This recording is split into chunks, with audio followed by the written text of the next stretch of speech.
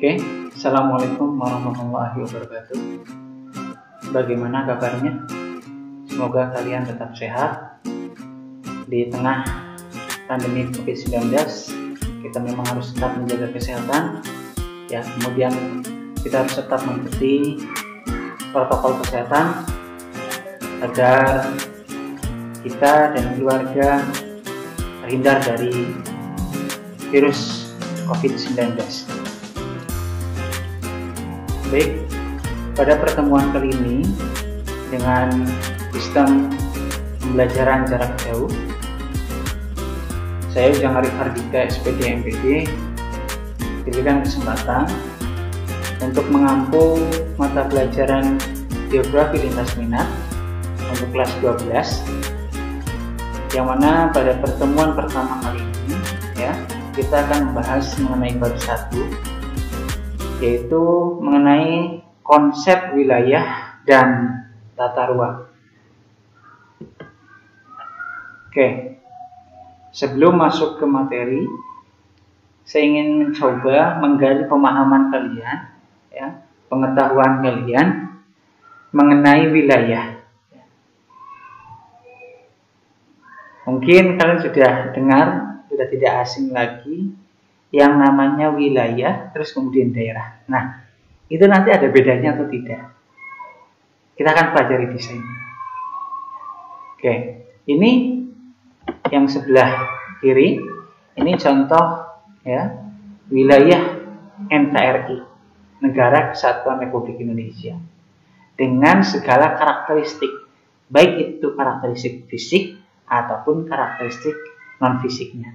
Yang mana wilayah itu, ya, wilayah Indonesia itu nanti dapat dibedakan dengan wilayah lain yang ada di permukaan bumi. Nah, itu nanti mungkin sebagai gambaran, ya, agar kalian nanti bisa membedakan apa itu daerah, kemudian apa itu wilayah. Oke. Nah, tadi setelah kalian membahas atau melihat mengenai persepsi pada materi yang akan kita pelajari pada pertemuan kali ini, di sini ada tujuan pembelajarannya. Tujuan pembelajaran yang pertama, nanti setelah kalian memahami, ya, setelah kalian belajar mengenai materi konsep wilayah dan tata ruang, nanti diharapkan kalian memahami, ya, mengenai konsep wilayah itu, kemudian pembangunan itu seperti apa, dan tata ruangnya.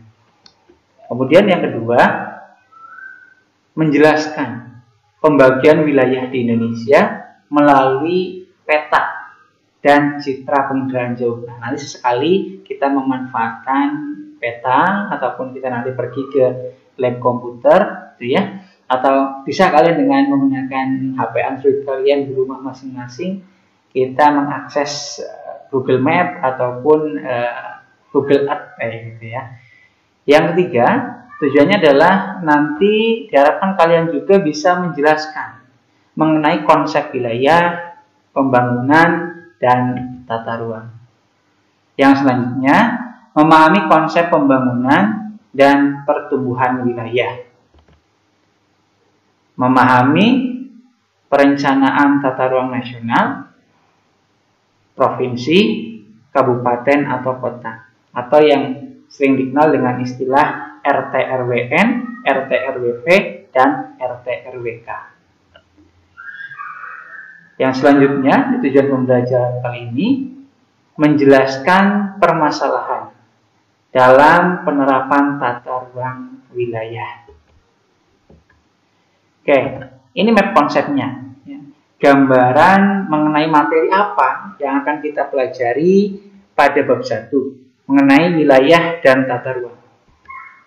Nanti kita akan mempelajari empat subbab, ya, pada bab 1 ini. Yang pertama, ini mengenai konsep wilayah, perwilayahan, dan tata ruang. Kemudian subbab yang kedua, ini berkaitan dengan pembangunan dan pertumbuhan wilayah.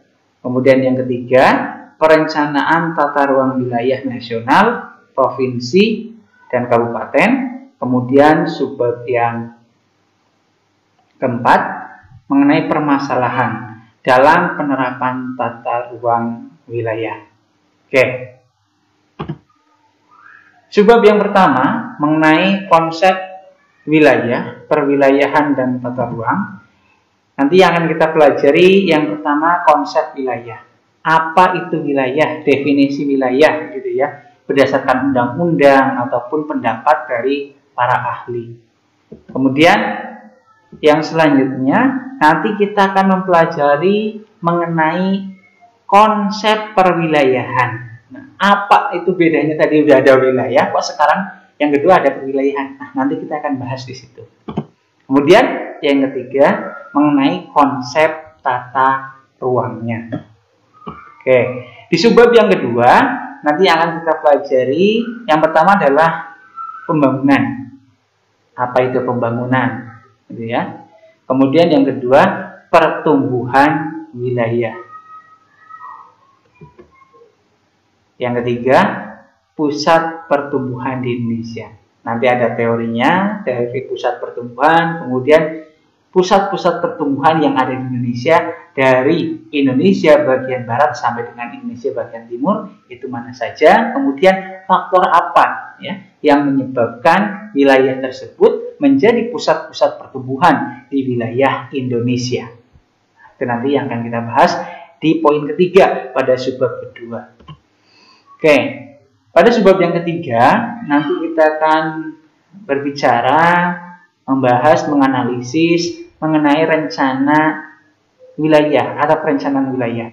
Jadi suatu wilayah yang ada di kabupaten, yang ada di provinsi, yang ada di nasional gitu ya, yang ada di Indonesia, itu tidak serta-merta berkembang atau tumbuh dengan begitu saja tanpa ada sebuah perencanaan. Karena ketika pembangunan dilakukan tanpa ada sebuah perencanaan yang matang, itu nanti akan berdampak buruk bagi kehidupan. Bukan hanya manusia, tapi ekosistem. Ya, ekosistem yang ada di sekitar manusia. Baik itu faktor biotiknya ataupun abiotik. Yang kedua, nanti kita akan membahas mengenai RT/RWN. Tadi sempat disinggung oleh saya ya, katanya dengan rencana tata ruang wilayah nasional. Yang kedua, RT/RWP, rencana tata ruang wilayah provinsi. Nah, kalau provinsi berarti ketika kita berbicara provinsi berarti provinsi Jawa Tengah. Kalau kita berada di sekarang di tempat tinggal kita sekarang ini. Kemudian yang selanjutnya RT/RWK, rencana tata ruang wilayah kabupaten. Kalau berbicara ini berarti kita berbicara bagaimana rencana tata ruang wilayah kabupaten. Tempat tinggal kita mana? Cilacap. Ya, betul. Nah, nanti kita akan coba kaji itu. Karena ketiga rencana itu, baik RT/RWN, RT/RWP, ataupun RT/RWK, itu harus sinergis, harus menjadi satu kesatuan, kayak gitu. Karena tidak boleh ada kebijakan, baik dari RT/RWN, ataupun RT/RWP, bahkan RT/RWK, gitu ya, yang bertolak belakang satu dengan lainnya. Subbab yang terakhir, yang keempat, nanti di subbab itu kita akan membahas selain permasalahan ya, permasalahan dalam penerapan tata ruang wilayah, juga nanti kita akan membahas kemudian menganalisis mengenai apa saja upaya gitu ya, upaya penanggulangan permasalahan tata ruang wilayah, tata ruang kota yang ada di Indonesia. Oke, pemahaman umumnya ini katanya dengan wilayah. Oke, coba kalian merekonstruksi. Tadi sudah saya berikan beberapa gambaran. Wilayah itu sebenarnya apa coba? Menurut kalian? Ya, kesuwen lah ya, terlalu lama.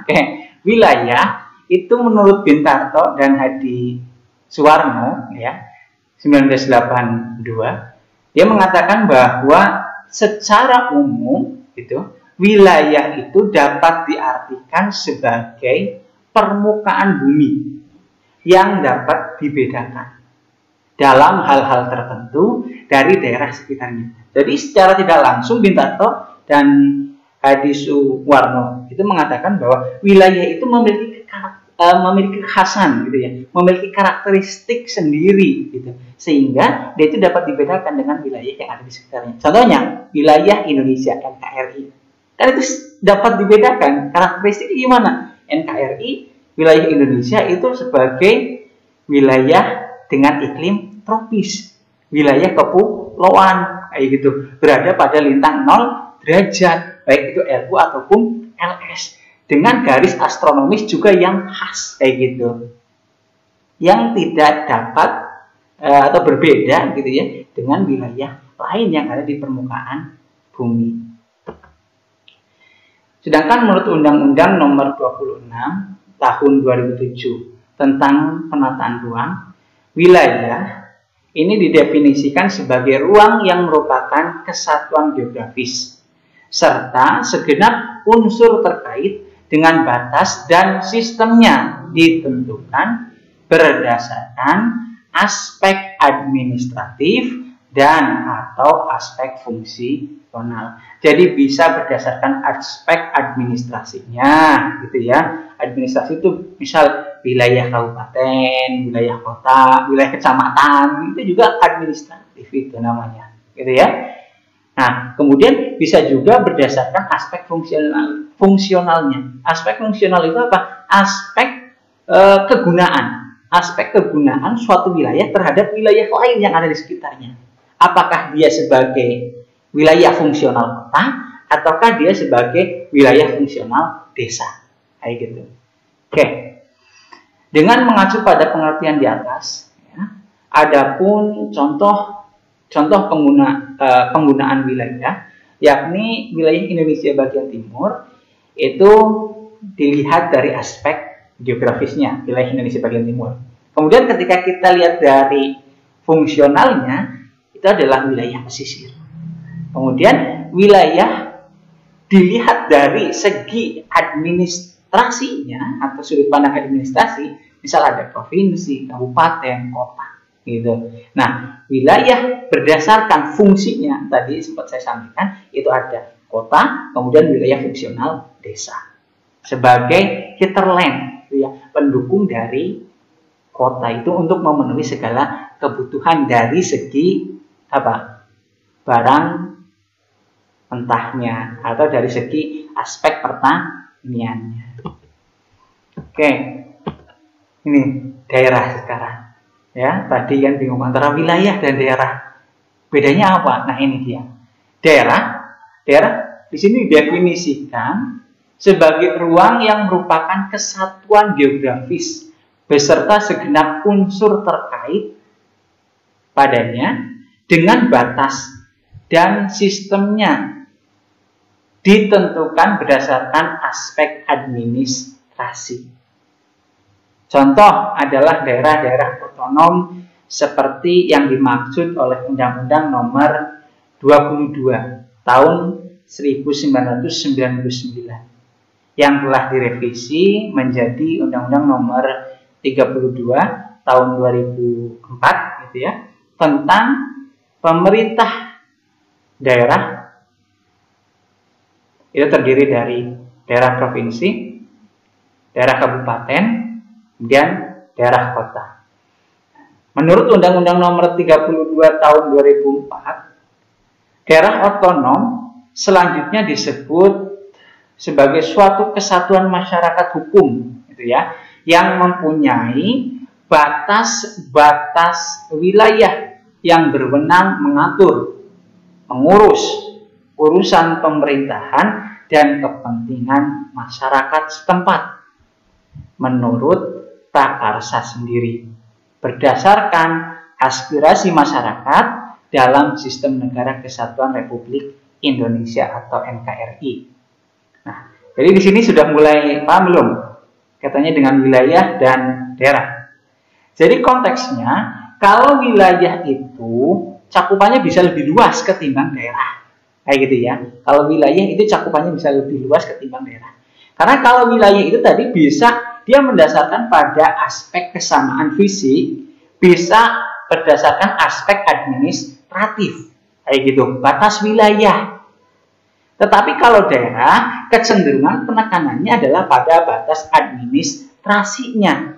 Seperti tadi dicontohkan, ya, yang tertera atau tertulis tercantum dalam Undang-Undang Nomor 32 Tahun 2004, yang dimaksud sebagai daerah atau pemerintah daerah itu daerah provinsi, daerah kabupaten, daerah kota. Itu terbatas di situ, kayak gitu. Jadi katanya dengan batasnya adalah batas administratif. Tapi kalau wilayah itu bisa menggunakan batas fisik, bisa menggunakan batas administratif, dan satu lagi tambahannya bisa menggunakan batas non fisik. Contohnya apa? Kultur, kebudayaan. Itu bisa katanya dengan wilayah. Paham ya? Oke, kalau paham kita lanjut. Konsep wilayah, perwilayahan, dan tata ruang. Konsep wilayah ini menurut pendapat ahli gitu ya, ada Dixon, dia mengatakan bahwa a region is an earth whose physical condition are homogeneous, atau wilayah ini adalah sesuatu yang kondisi fisiknya homogen. Jadi dikatakan wilayah, suatu wilayah A gitu ya, menurut Dixon itu ketika kondisi fisik di tempat tersebut, di atas permukaan bumi tersebut, memiliki kondisi fisik yang sama. Maksudnya seperti apa? Ketika di situ karakteristik yang diterapkan sebagai wilayah Kars, gitu ya, berarti di situ adalah di daerah manapun yang memiliki karakteristik fisiknya batuannya adalah batuan Kars, itu merupakan wilayah Kars, kayak gitu. Contohnya wilayah Kars Gunung Kidul. Nah, di sana tidak melihat daerah kecamatan A, kecamatan B, tidak. Tetapi yang menjadi patokannya adalah tadi kondisi fisiknya. Wilayah Kars Gunung Kidul itu bisa terdiri dari beberapa kecamatan, bisa terdiri dari beberapa desa. Oke, ya, lanjut.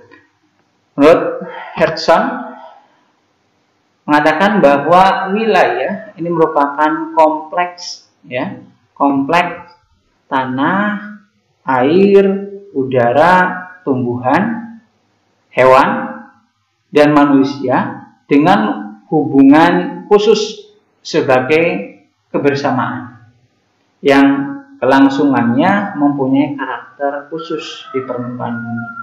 Jadi konteksnya hampir sama seperti ekosistem kayak gitu ya. Wilayah itu merupakan suatu hal yang kompleks, yang bukan hanya kaitannya dengan aspek fisik, tetapi aspek biotik lain yang ada di permukaan bumi. Itu menurut Hertzson. Kemudian menurut Panemar, wilayah ini adalah area yang digolongkan melalui kenampakan permukaan yang sama dikontraskan dengan areal sekitarnya. Jadi kenampakan yang sama di permukaan bumi itu kemudian diklasifikasikan, yang sama itu jadikan satu dan dibedakan dengan wilayah-wilayah lain yang tidak memiliki karakteristik yang sama itu tadi. Gitu. Menurut Taylor, wilayah dapat didefinisikan sebagai bagian dari permukaan bumi yang berbeda dan ditunjukkan oleh sifat-sifat yang berbeda. Dan dapat dipahami juga sifat-sifat yang berbeda itu bisa dari aspek biotiknya ataupun aspek non-biotik. Nah, ini digambarkan di sini. Wilayah kota, gitu ya, wilayah desa. Karena dia memiliki karakteristik yang berbeda jelas gitu ya dari kenampakan fisiknya antara yang di kota, antara wilayah kota dengan wilayah desa. Oke, menurut peraturan pemerintah nomor 47 tahun 1997 tentang rencana tata ruang wilayah nasional, di sana mendefinisikan bahwa wilayah ini merupakan ruang yang merupakan kesatuan geografis beserta segenap unsur terkait yang batas dan sistemnya itu ditentukan berdasarkan aspek administratif dan aspek fungsional. Jadi bisa berdasarkan aspek administratifnya tadi, batas kabupaten, batas provinsi gitu ya. Nah, bisa juga berdasarkan aspek fungsionalnya, aspek kegunaan suatu wilayah terhadap wilayah lain yang ada di sekitarnya. Dari beberapa pengertian tersebut dapat disimpulkan bahwa wilayah adalah bagian di permukaan bumi yang dibatasi oleh kenampakan tertentu, ya, yang bersifat khas dan dapat dibedakan dengan wilayah lain di permukaan bumi. Misalnya, wilayah hutan itu jelas berbeda dengan wilayah pertanian. Wilayah kota itu jelas berbeda dengan wilayah pedesaan. Sampai sini paham? Oke. Wilayah yang memiliki ciri khas tersebut dalam geografi disebut dengan region. Region gitu ya tulisannya. Oke. Kita dapat membedakan gitu ya. Wilayah geografi atau region itu berdasarkan unsur fisik. Misal, wilayah geologi atau geological region. Wilayah jenis tanah, gitu ya. Wilayah berdasarkan jenis tanahnya. Soil region. Di situ wilayah aluvial, ya. Wilayah jenis tanah fluvial. Terus wilayah jenis tanah gambut. Itu tidak melihat batas administrasinya, tidak. Tetapi yang dia lihat adalah kenampakan fisik, kesamaannya itu. Oleh tanah gambut ya semua, ketika wilayah itu memang tanah gambut walaupun sudah pindah kabupaten, sudah pindah kecamatan itu, ketika itu masih memiliki ciri yang sama, itu masih dikatakan sebagai satu wilayah. Wilayah dengan karakteristik tanah gambut.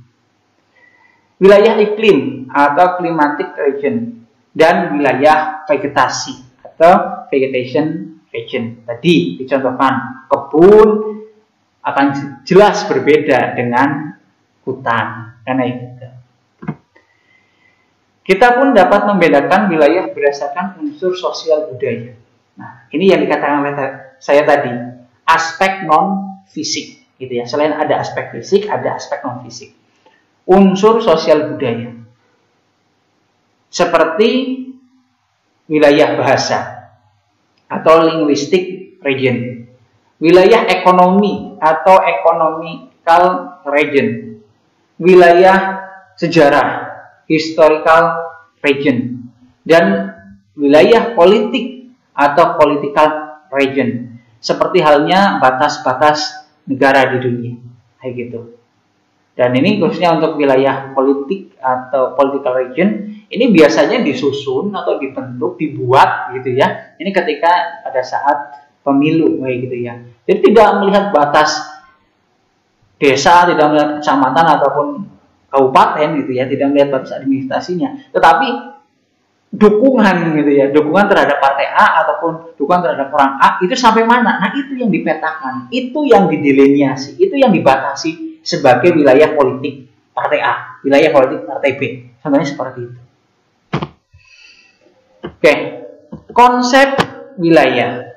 Dalam Undang-Undang Nomor 26 Tahun 2007 tentang penataan ruang, wilayah ini merupakan ruang yang terdiri dari kesatuan geografis beserta segenap unsur yang terkait padanya, yang batas dan sistemnya ditentukan berdasarkan aspek administratif dan atau aspek fungsionalnya.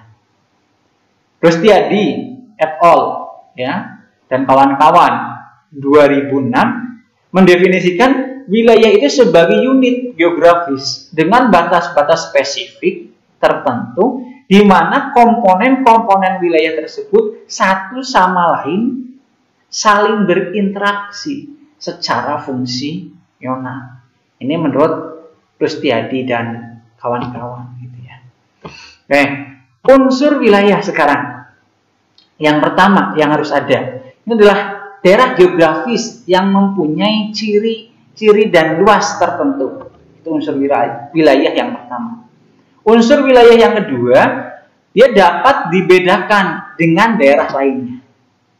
Yang ketiga, mempunyai batas dan sistem tertentu. Yang keempat, dapat ditentukan berdasarkan aspek administratif ataupun aspek fungsionalnya. Menurut Hilhorst, ada 4 faktor. Ya, dia mengatakan ada 4 faktor yang menentukan struktur ruang wilayah. Faktor yang dimaksud ini yang pertama berkaitan dengan distribusi ruang, sumber daya yang dieksploitasi. Contohnya kaitannya dengan sumber daya tambang gitu. Kemudian ekologi yang menguntungkan. Banyaknya sumber daya yang berpengaruh pada sistem nasional. Yang keempat, tingkat sentralisasi pemerintahan.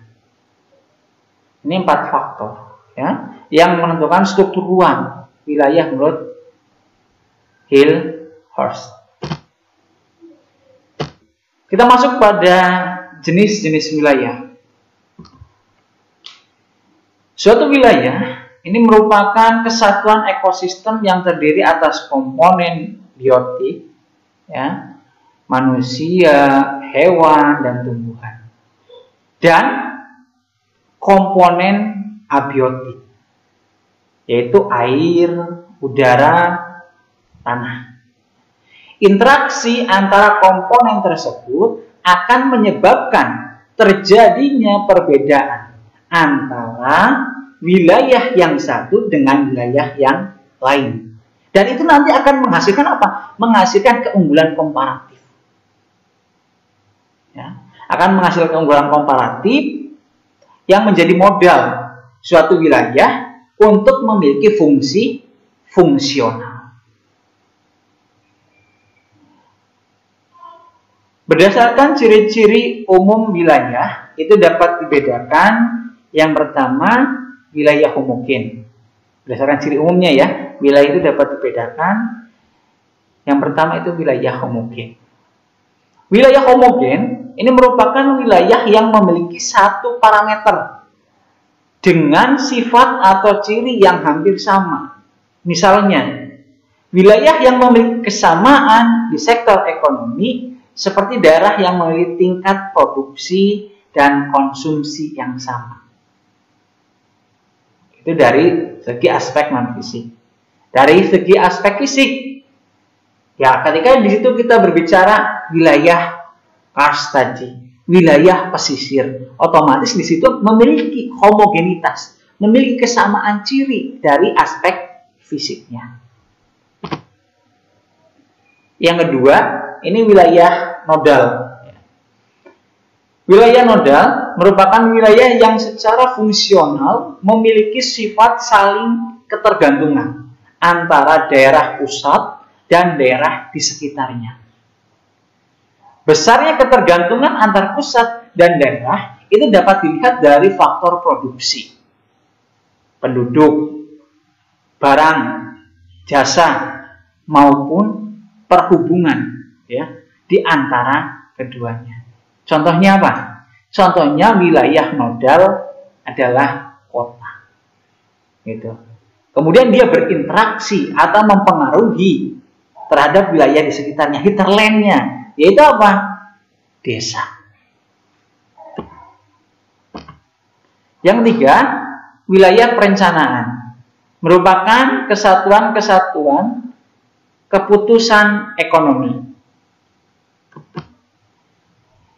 yang memiliki ciri yang pertama. Wilayah perencanaan itu masyarakat yang berada di wilayah perencanaan memiliki kesadaran terhadap permasalahan yang dihadapi daerahnya. Yang kedua, memiliki kemampuan untuk mengubah industri yang dilaksanakan sesuai dengan tenaga kerja yang tersedia, menggunakan salah satu model perencanaan. Dan yang keempat, memiliki setidaknya satu pusat pertumbuhan. Contohnya, ketika suatu wilayah diproyeksikan menjadi wilayah kawasan industri, kayak gitu. Nah, di sana masyarakatnya gitu ya, harus memiliki kesadaran yang sama. Kesadaran yang sama terhadap perencanaan itu, terhadap segala konsekuensi yang mungkin ada dari perencanaan, kemudian pengimplementasian dari perencanaan tersebut. Oke, wilayah administrasi. Ya, ini jenis wilayah yang keempat.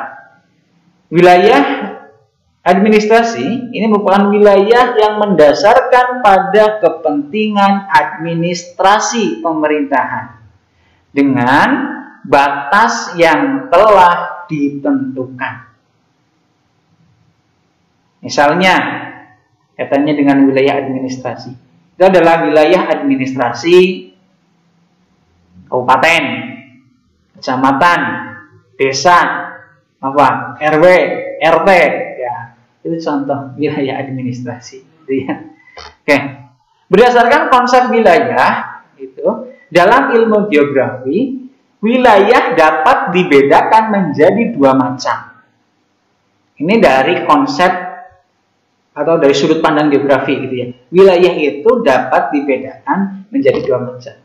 Ada wilayah fungsional atau nodal region, kemudian yang kedua wilayah formal atau formal region. Oke, wilayah fungsional atau nodal region. Wilayah fungsional berdasarkan atau didasarkan atas konsep heterogenitas, di mana wilayah ini tercermin dengan adanya suatu pola interdependensi dan pola interaksi gejala-gejala yang terdapat di wilayah yang bersangkutan. Jadi ada pola saling membutuhkan, interdependensi, ketergantungan kayak gitu, dan pola interaksi, hubungan, kerjasama di situ.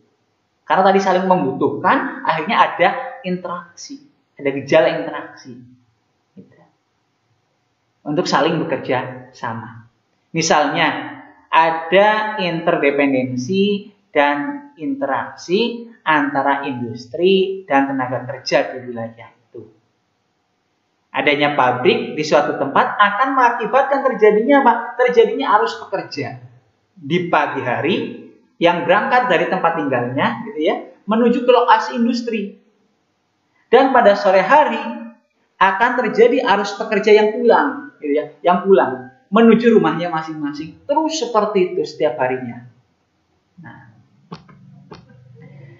penekanan utama wilayah fungsional itu adalah pada hubungan fungsionalnya. Dengan adanya kegiatan di suatu pabrik, akan tercipta suatu kesatuan hubungan dan pola ketergantungan antara core gitu ya.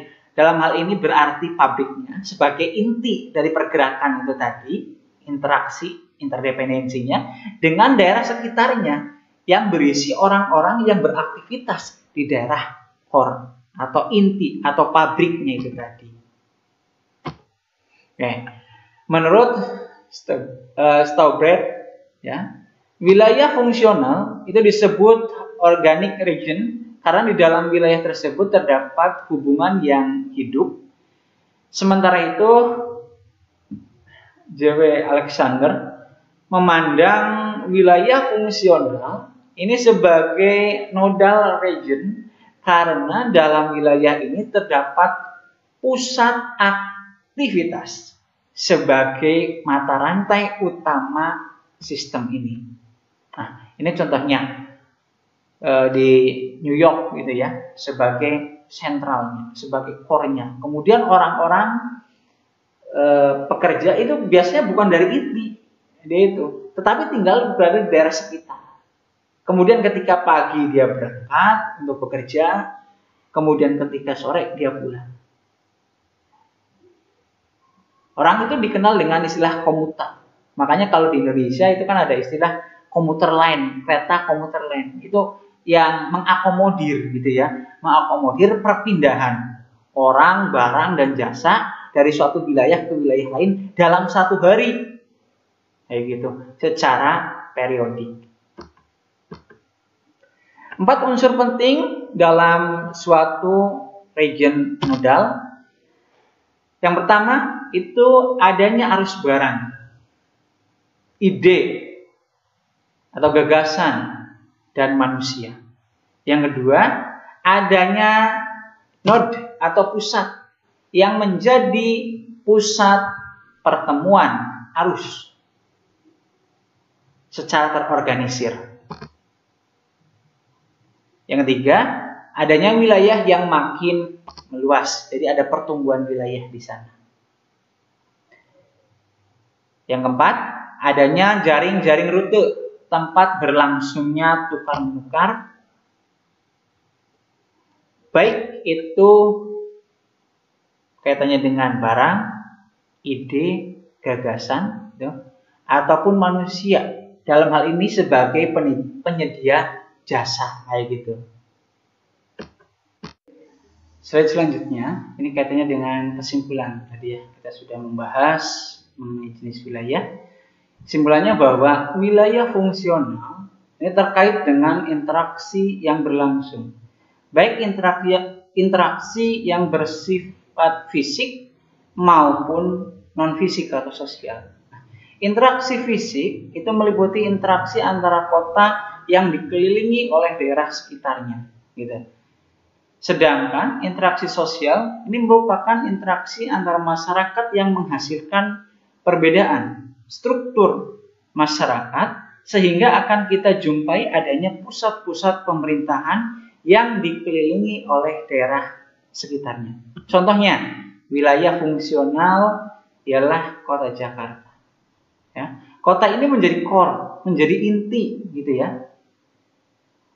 Dan node dari bukan hanya wilayah yang ada di sekitarnya, tetapi dari negara Indonesia.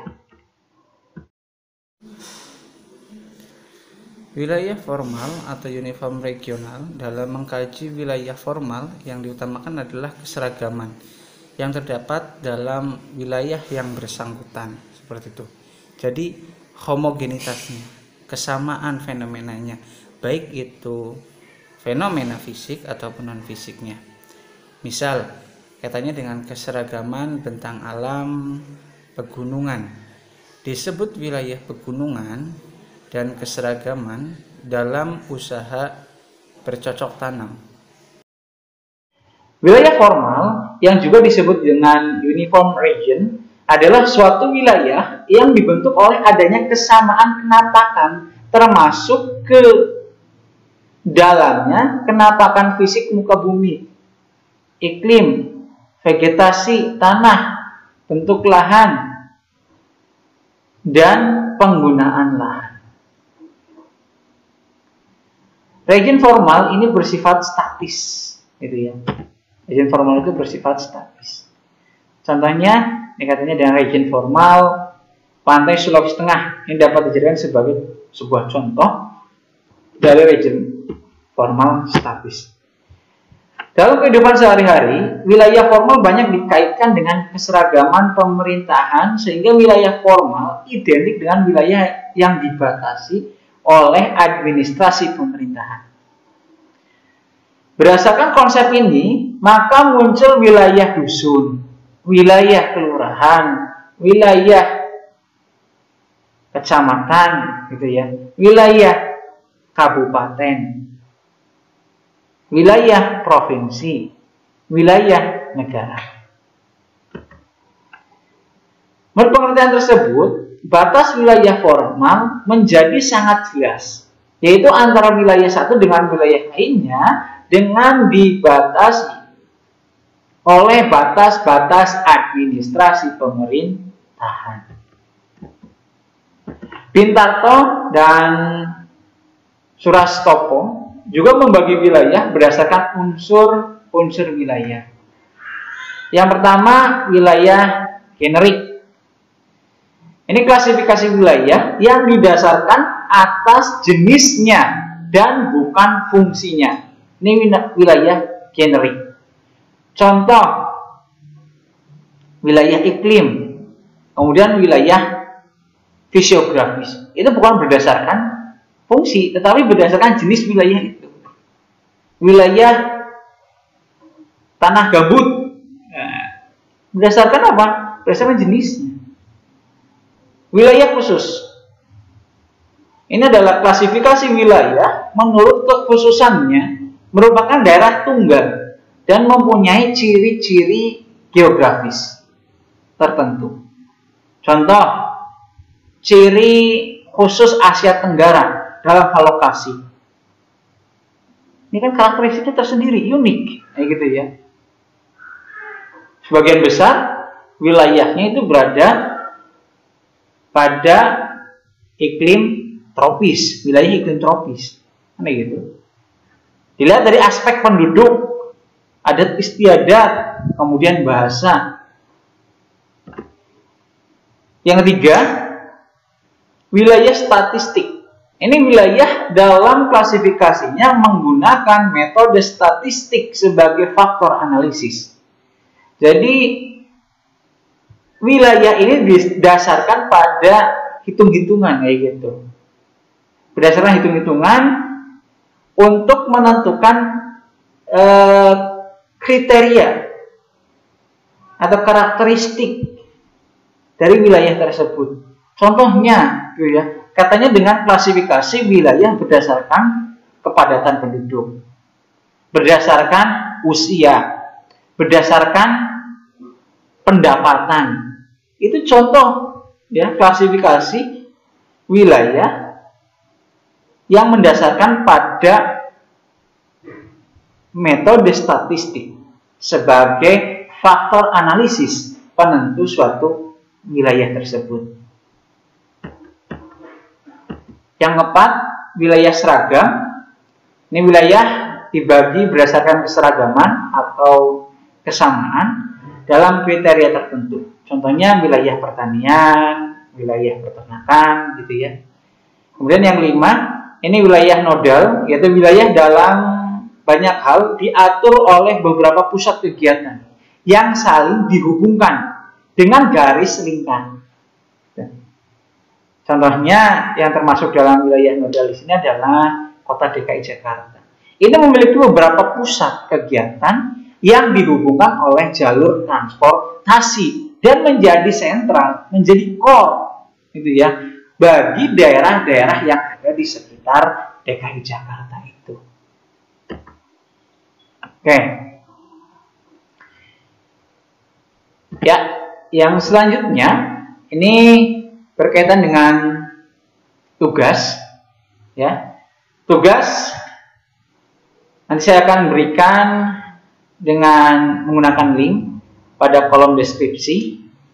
Silahkan kalian klik link tugasnya, kemudian kerjakan tugasnya, kumpulkan pada link yang nanti saya akan sediakan juga di kolom deskripsi sesuai dengan waktu yang telah ditentukan. Paham ya? Oke? Silakan kalau nanti ada pertanyaan gitu ya berkaitan dengan materi yang sudah saya sampaikan ataupun kaitannya dengan tugas, bisa ditanyakan di kolom komentar ataupun dengan menggunakan aplikasi Teams atau via WA, silakan. Dan saya berpesan pada kalian tetap semangat dalam belajar, ya. Manfaatkan kondisi pandemi COVID-19 ini untuk kalian tetap berada di rumah, tetapi bukan hanya untuk diam, tetapi digunakan untuk hal-hal yang produktif. Salah satu contohnya adalah ketika kalian sebagai seorang pelajar, sebagai seorang siswa, gunakan hal-hal produktif dengan cara kalian belajar, mengasah kreativitas kalian dengan menggunakan berbagai media, dengan menggunakan berbagai literasi yang ada. Terima kasih. Mari kita akhiri dengan bacaan hamdalah bersama-sama. Alhamdulillahirabbil alamin. Wassalamualaikum warahmatullahi wabarakatuh.